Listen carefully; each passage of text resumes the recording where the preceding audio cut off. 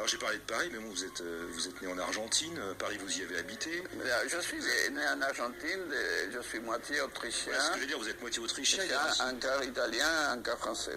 Vous vous sentez de quelle nationalité, je dirais même presque quelle nationalité pianistique? Est-ce que pour vous, vous croyez dans ces étiquettes d'école, quand on parle d'école russe, d'école française, etc. Vous vous sentez plutôt pianiste du monde? J'ai été formé par l'Argentine, c'est-à-dire par un professeur de très mauvais caractère, mais qui était un génie, qui était un Italien, Scaramuzza, qui venait de Cosenza en Italie.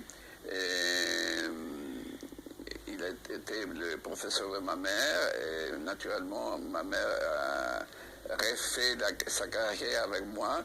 Et quand je suis arrivé comme boursier du gouvernement français à l'âge de 19 ans en France, mais Marguerite Long, qui était divine, alors là je l'ai adorée. C'était l'opposé comme enseignement.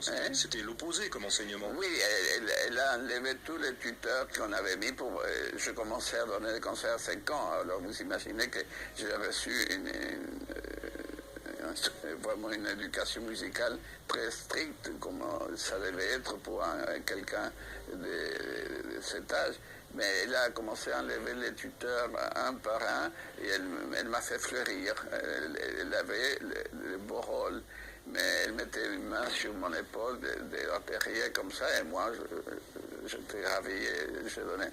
Mais ma deuxième éducation a été française, et si bien je suis argentin et mon cœur est en Argentine, je dois à la France ma carrière internationale et je me sens vraiment une partie, et pas français, mais quand même, je me sens chez moi en France. J'ai vécu quand même 25 ans en France.